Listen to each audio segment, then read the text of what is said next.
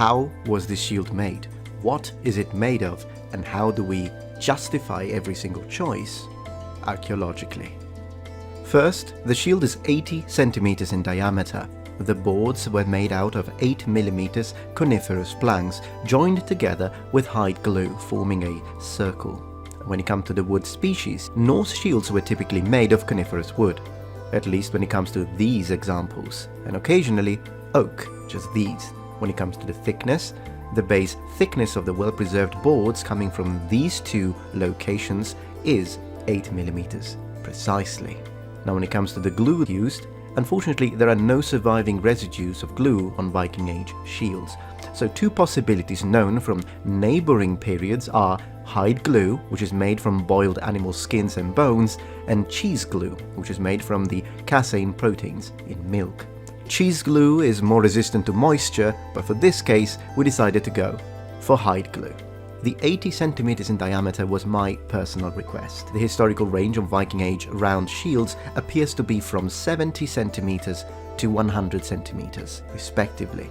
This includes regionally specific examples such as those from eastern Scandinavia and the northwest British Isles, which can be much smaller. The weight of the completed shield excluding the strap is 2.9 kilograms. The total edge thickness is 6 mm excluding the clamps, and including the clamps goes up to 10 mm. Both of those edge dimensions are exactly 1 mm less than the Birka BJ850 fragments, which was faced on both sides with 1 mm leather rather than just on the front. So the tapering is perfect. The weight is well within the range of historical examples. The board was tapered asymmetrically, starting with a gentle taper on both sides at about 6 centimeters from the edge, all the way to a more aggressive taper on the front side, only at about 2 centimeters from the edge. The final edge thickness of the board is 3 to 4 millimeters. Logically, since most of our circle's surface area is situated towards the edges, even just tapering the outermost few centimeters of a shield had a significant effect on how it feels. As part of their own shield project, the Society for Combat Archaeology closely examined the well-preserved boards from Gokstad to determine how they were tapered. This is the best information available about the tapering of the Viking Age shield, so I will leave a link in the description. This shield was faced with hide. When filled with hide, especially if it's an untanned raw hide, there is a danger of the board warping because the hide's faces expand and contract with heat and moisture. The following steps to ensure that shields doesn't warp: glued the face on without soaking it first. This causes a lot of air bubbles, but they're much easier to deal with than a major warp. After the glue has partially dried, rub hot water into the air bubbles and scrape them down with a palette knife. In this specific case, I was told that this took about an hour. However, this method only works with hide glue because it reopens with heat. After everything had dried, cut the excess hide from the edges and a handhole. The handhole is 11.5 centimeters wide, which is within the average range of Viking Age shield bosses' internal diameters. When compared to most modern shield reproductions, you will notice that they will tend to have bigger handholds, but that is not the case when it comes to real Viking Age shields. This is probably because a lot of reenactors these days wear anachronistic leather gloves which are rather big and prevent them from being able to hold authentic shields properly. Therefore, the demand caused blacksmiths to make bosses bigger than the real ones, which in turn shifted the general perception of how big real Viking Age bosses' handholds were. The average inner space of Viking Age shield bosses is between 10.5 to 11.5 centimeters. Norse shields were usually, if not always, faced with hide. So whenever we see in any sort of reproduction, whether it be gaming, movies and LARP, shields with exposed planks, we can safely say that those are not accurate. Linen is popular in modern reproductions because it's cheap, but the only evidence for textile facings on Viking Age shields come from a Norse shield which was buried in Cumwiton, England. The shield had fragments of textile under the boss flange, but these fragments could easily be remains of some kind of padding inside the handhole. Regardless of whether or not this one find was originally faced with textile, there are at least 7 Viking shields with preserved hide facings. Therefore, our choice. Again, the Society for Combat Archaeology examined the hide remains on 4 shields from antiquity to the early medieval period. 2 of the shields examined were found to have been faced with tanned hide, including a Viking Age shield from Birka. The other 2 shields were found to have been faced with untanned hide, including a Viking Age from Tira, Latvia. When historical accuracy is your focus, then probably the best option would be a single color pattern. The reason being that any design involves a lot of speculation. Many modern reproductions have painted designs based on depictions of shields in period iconography. However, most objects in early medieval iconography are verifiably depicted at a much lower level of detail than they were in real life, and we don't know if that was also the case with shields. Archaeologically, the only confirmed fragment of a Norse shield with a readable painted design is from this location, in the Isle of Man. There are also fragments of painted boards from Grimstrup, Denmark. Neither of these fragments are large enough to show what the original layout was. This shield was specifically painted with this pattern, a blue and white flared cross. This was my personal request, and is based on depictions of shield in Anglo-Saxon and Frankish manuscripts. To achieve the white, lime was used, but because lime is prone to flaking, it was used together with egg white as a binding medium. It took many thin layers to build up the color.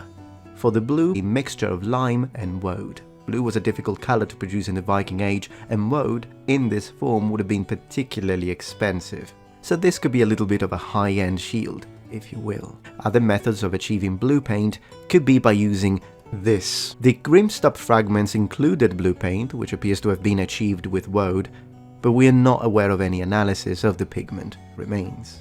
This time, a whole egg and linseed oil were the binding medium. More information on Viking Age pigment down in the description. The shield was already faced on the front with rawhide. However, to be consistent with the iconography, it has an additional thicker hide rim attached with iron edge clamps. There are hundreds of finds of edge clamps on tens of shields. Some are made of iron, some are made of copper, others are tinned, and one is gilded. A very well preserved fragment from Birka, BJ 850, shows remains of its hide edge, tanned cowhide, held in place by a copper alloy edge clamp. Fragment is also faced on both sides with tanned sheepskin, no stitching or holes for stitches. It appears that the clamps were used to keep the edge in place.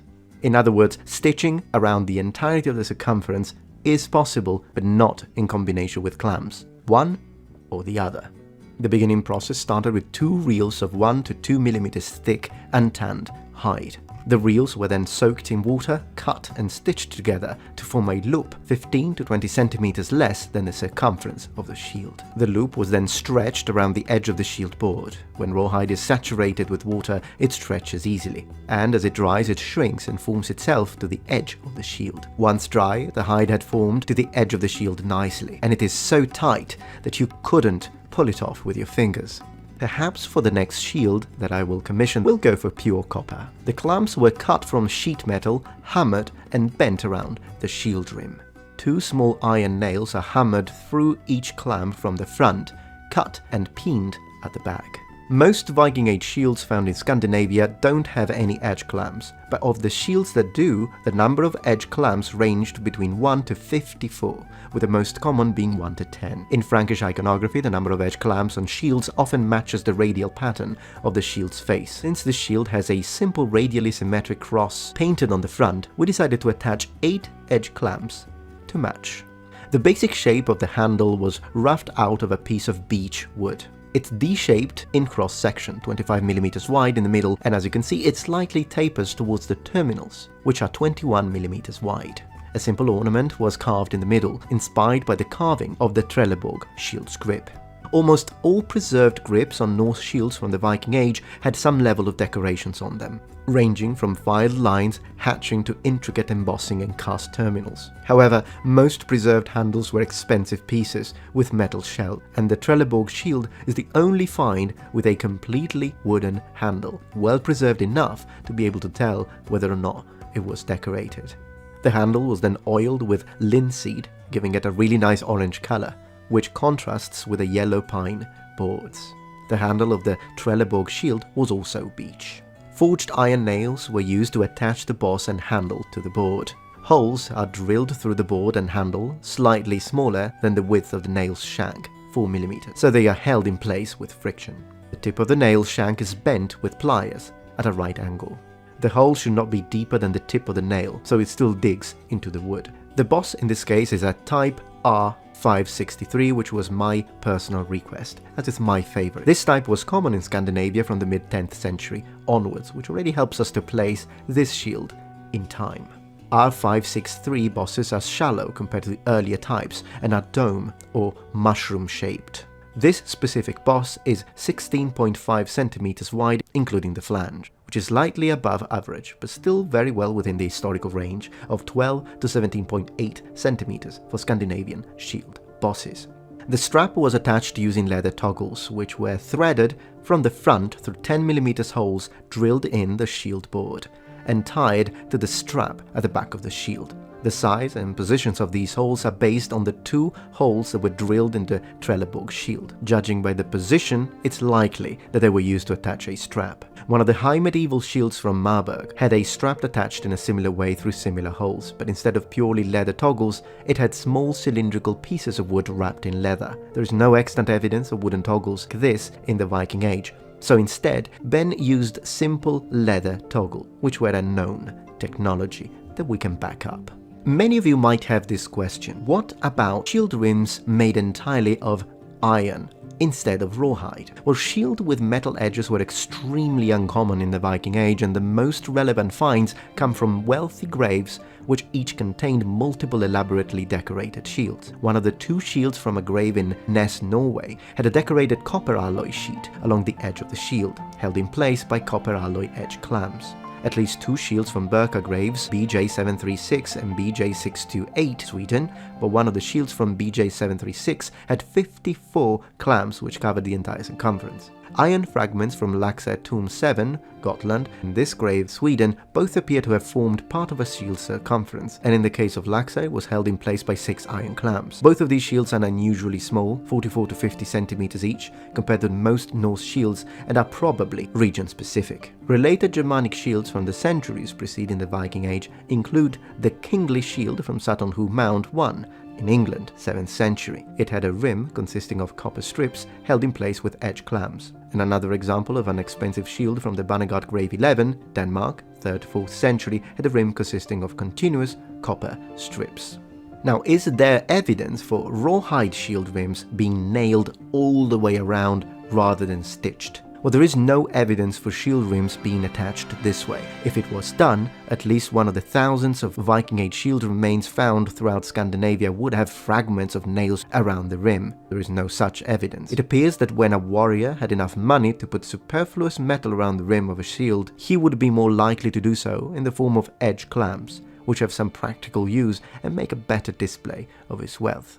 Okay, but this sort of finishes up this video and the information that we have gathered for you this time. Most of the information was given to me by Benjamin, who is the producer at Scutae Borealis, and so big thanks to him and big thanks to Viking Jewelry again for sponsoring this video. I hope you enjoyed it, noble ones. After my usual closing, I will add a little musical extra with some footage just for your enjoyment. Alright, noble ones, well, I hope that you enjoyed this video. If you did, please remember thumbs up, and if you're not yet members of this community, become a noble one. Subscribe to my channel for more content from the Metatron. Thank you very much for watching, and remember, the Metatron has spread his wings. Goodbye.